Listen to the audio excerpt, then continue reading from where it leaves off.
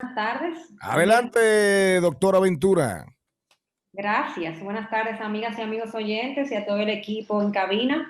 Como bien adelantó el señor Mariotti al inicio del programa, hoy conversaremos sobre las medidas de coerción versus el juicio de fondo. Y precisamente para hablar y profundizar sobre este tema, hemos invitado a una personalidad en la materia, al licenciado Marino Félix, quien es licenciado en Derecho de la Universidad Autónoma de Santo Domingo, UAS, con maestría en Derecho Penal de la Pontificia Universidad Católica Madre y Maestra, y en Derechos y Garantías Fundamentales en la Universidad de Castilla-La Mancha. Igualmente es catedrático a nivel de posgrado de diversas universidades. Bienvenido, licenciado Félix. Es un honor para nosotros tenerlo en la tarde de hoy para tratar este interesante tema. Muchas gracias por estar aquí. Buenas tardes y gracias por la invitación. Un abrazo a mi hermano Mariotti. Jenny, aquí no cuánto tiempo que no te veía. Saludos. Aquí, como son apenas 15 minutos, empiecen a preguntar para aprovechar, ¿verdad, Charlie? Adelante, genio. Adelante, Así genio. es. Enséñele a este país.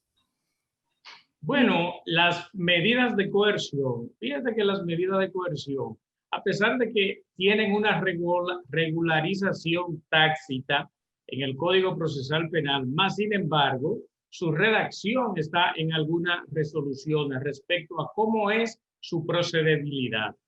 Sin embargo, se denaturaliza en estos casos grandes.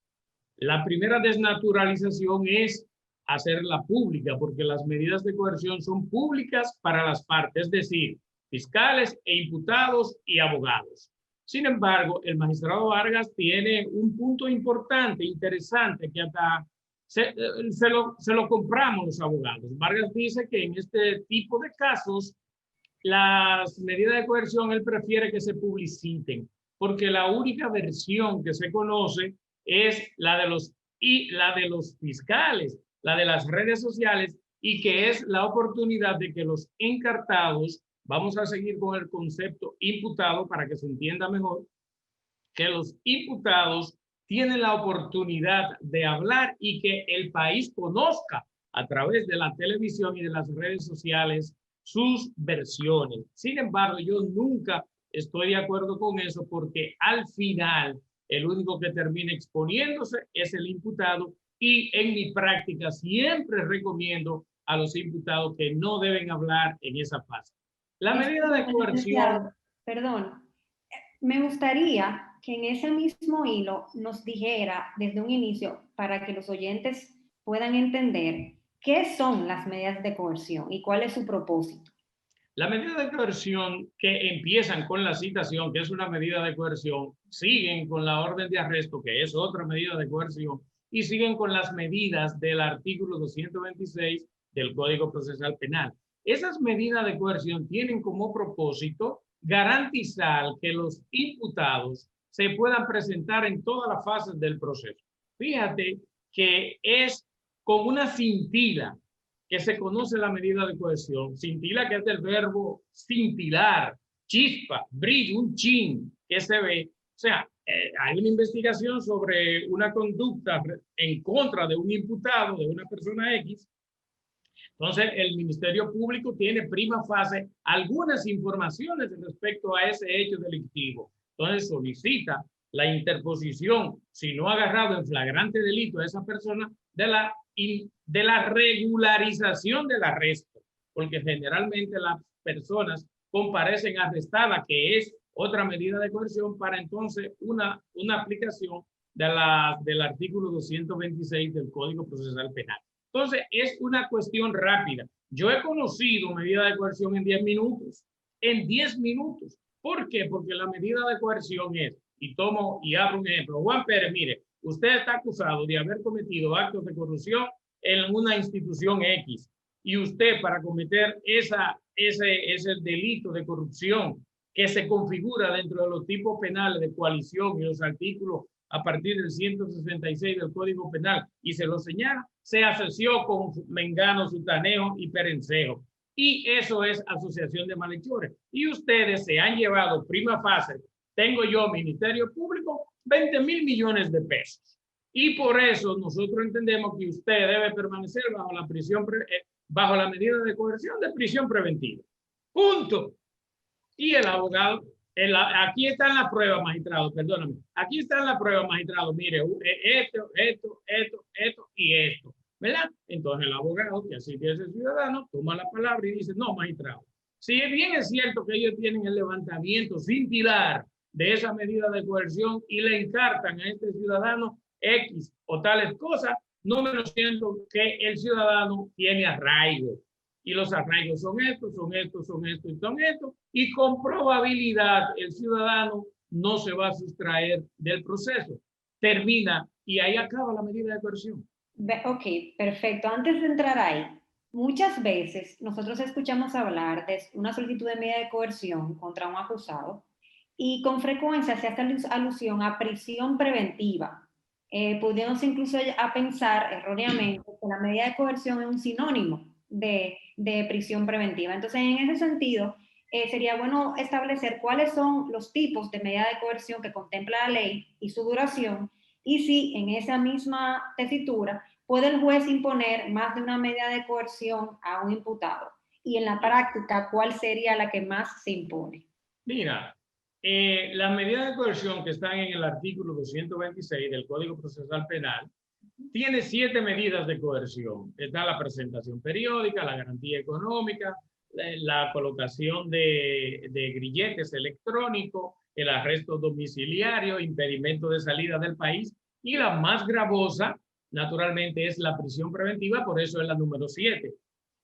Se ha dado una tendencia y tiene la ciudadanía dominicana mucha responsabilidad en que el Ministerio Público casi solo solicite medida de coerción de prisión preventiva, porque se vendió la idea de que ese código estaba hecho y dispuesto para los delincuentes, así mismo, para los delincuentes. Se vendió esa idea cuando se promulgó y se puso en implementación el Código Procesal Penal, Ley 76-02, a partir del año 2004. Entonces, cuando se implementó, los fiscales, que yo tenía mi práctica como defensor público, pedían incluso las 3 causales o los 3 golpes, como se llegó a popularizar: garantía económica, impedimento de salida y presentación periódica, ¿verdad? Entonces, el juez, como existe un principio de justicia rogada, del petitorio que puede hacer el fiscal, imponía esa medida, pero la ciudadanía en clamor el aumento de la criminalidad, que incluso llegaron a atribuírselo al código o a la implementación del Código Procesal Penal, llevó como medida, piensan ellos, los fiscales de política criminal, solo a pedir la prisión preventiva como medida de coerción, y no hay otra medida que se pida. Ya ahora lo que es excepcional, que es la prisión preventiva, se ha convertido en la regla. Le llamo la atención a los oyentes y a ustedes que fíjense que las medidas de coerción dispuestas por el artículo 226 del Código Procesal Penal solo tienen puntualizaciones expresas respecto a la prisión preventiva y a la garantía económica. Después, las otras medidas no tienen un apartado especial dentro del título de las medidas de coerción, porque se entiende que cuando concurran los elementos del 227, que son el peliculum in mora, es decir, que hay una apariencia de derecho, que se ha cometido un ilícito, que hay un forum bonum iuris, que los hechos sean de tipo penal y que el individuo y que la pena posible a imponer sea de prisión. Entonces, después de eso, tienen que concurrir, aparte de eso, las reglas dispuestas en el artículo 234 respecto a la prisión preventiva, porque es la más gravosa de todo. La duración de las medidas de coerción, que está dentro de tu pregunta, si se impone una que no sea la prisión preventiva ni el arresto domiciliario, pueden ser combinadas, ¿verdad? De la 1 a la 5 pueden ser combinadas. No se puede combinar el arresto domiciliario. Ojo, abro paréntesis. Se ha dado en la práctica últimamente respecto a las variaciones de cuando hay prisión preventiva, el juez le está imponiendo arresto domiciliario, colocación de localizadores, impedimento de salida del país y garantía económica, cuando el arresto domiciliario se prohíbe en la norma que se combine con otra de las medidas. Cuando se impone una de esas medidas, la duración de la investigación del proceso es de 6 meses. ¿Qué significa eso? Que el juez tiene que presentar, el fiscal, la fiscalía tiene que presentar, si es una de las medidas de coerción que no sea la prisión preventiva, dentro de 6 meses, un acto conclusivo, presentación de acusación o un arreglo con la parte para llegar a un acuerdo mediante un juicio penal abreviado y, aunque no es un acto conclusivo, puede ser la disposición de un archivo definitivo porque ya se abrió la investigación del caso o puede ser un archivo provisional. En el caso de la prisión preventiva, la Fiscalía tiene 3 meses para presentar el acto conclusivo que considere, que casi siempre es la presentación de la acusación. Ojo, ojo aquí, ojo.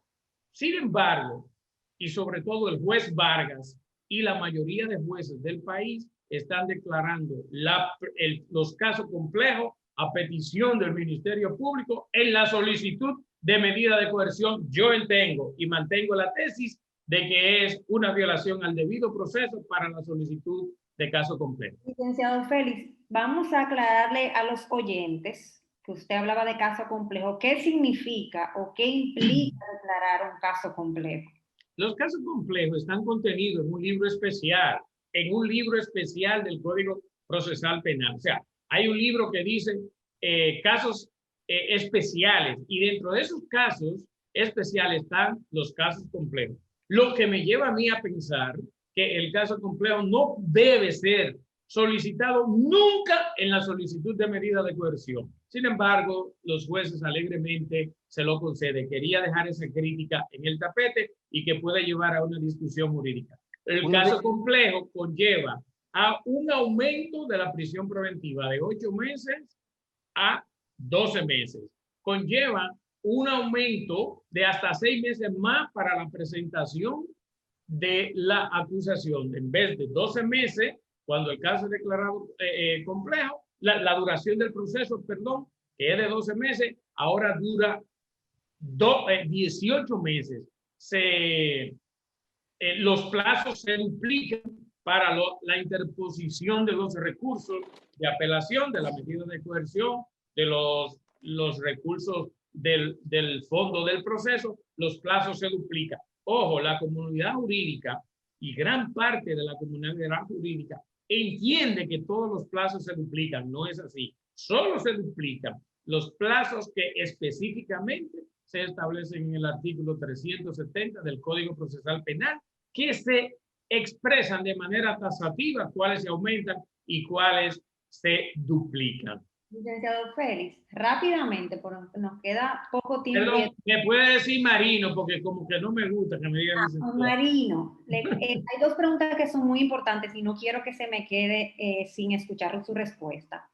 Ya la decisión del juez de medida de coerción es objeto de algún recurso. Claro, todas las medidas de coerción, no solo de la prisión, todas las medidas de coerción son objeto de 2 recursos, el recurso de revisión y el recurso de apelación. Esta opción del encartado y sus abogados, ¿cuál interponer primero? Se puede interponer el recurso de revisión, lo conoce ya el juez que ha sido o tribunal que ha sido designado en la resolución que interpuso la medida, como el juez que a partir de esa decisión va a ser el juez de las garantías. Se puede revisar o se puede apelar. La revisión la conoce ese juez y luego de esa revisión que conozca ese juez, se puede apelar incluso la decisión tomada. O inicialmente se puede apelar y luego la decisión que tome la Corte, si mantiene la misma medida o le interpone, por ejemplo, le mantiene el uso de un localizador a un individuo que ya tiene 3 meses, las medidas de coerción siempre son revisables en cualquier estado de causa, siempre aportando elementos y pruebas que tiendan a variar la medida de coerción tomada por el juez. Marino, excelente. Una última pregunta, de manera muy breve. ¿En qué se diferencia la audiencia de medida de coerción, la audiencia preliminar y el juicio de fondo? Esta pregunta viene, como hemos escuchado, con el reciente solicitud de medida de coerción que se manejó como si fuera un juicio de fondo. Sería bueno que dijéramos cuál es la diferencia entre estos.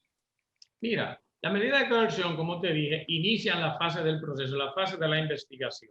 La medida de coerción termina cuando los investigadores, la fiscalía, presenta uno de los actos conclusivos de los que te dije ahorita, en los plazos que establecimos, 3 meses o 6 meses. Hasta ahí llega la fase de investigación. Entonces, dentro de esa fase de investigación está la medida de coerción con las características que te señalé, que son 3: cómo, cuándo y dónde. ¿Qué usted hizo? ¿Cómo, cuándo y dónde? Y bajo el principio de formulación precisa de cargos. Eso termina ahí y, ojo, repito, debe ser secreta para las partes. Secreta para las partes. No debe participar público, no debe participar prensa. Jenny Aquino lo sabe muy bien.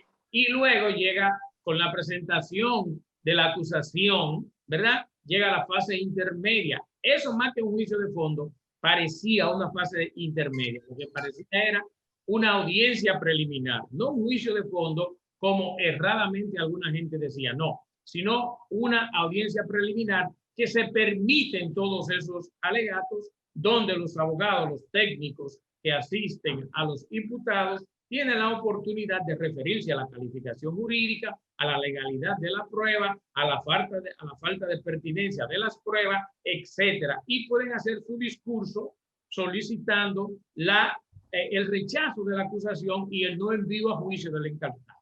Luego ya el juicio de fondo toma otra característica, porque es una discusión de las pruebas que han sido admitidas durante la fase intermedia, que es la presentación de la acusación. Y luego esa fase de presentación de acusación termina con un auto de apertura a juicio o un auto de no al lugar. Una vez termina esa fase, pasamos entonces al juicio de fondo, que inicia con el artículo 305 y tiene también la fase intermedia es pública para todo el mundo. El juicio de fondo es público y ahí, una vez presentada la acusación por parte del Ministerio Público, las partes van a hacer toda su defensa, se van a discutir las pruebas, se van a interrogar testigos, que son pruebas, se van a escuchar peritos si los hay, y se van a establecer las diferentes teorías de casos que tiene la Procuraduría y lo que tiene la defensa. Y finalmente el juez emitirá la sentencia de absolución o condena. La de absolución casi siempre pasa en los casos míos. Marino, Grace Alexandra Ventura, me senté aquí así tranquilo a oír esa cátedra. Me recordé de mis tiempos de universitario, el profesor Marino Félix. Caramba, hoy se aprendió aquí en este programa. Hoy se aprendió de verdad. Despida, señora Ventura. Muchas gracias al licenciado Marino Félix por acompañarnos en el día de hoy. Esperamos contar con su colaboración en una próxima entrega. Y muchas gracias a los oyentes, sabiendo que pueden contactarnos vía nuestras redes sociales, que repetimos, en Instagram y Facebook, Legality RD, y en Twitter, Grace Ventura R. Muchas gracias, Marino. Gracias a ustedes por la invitación.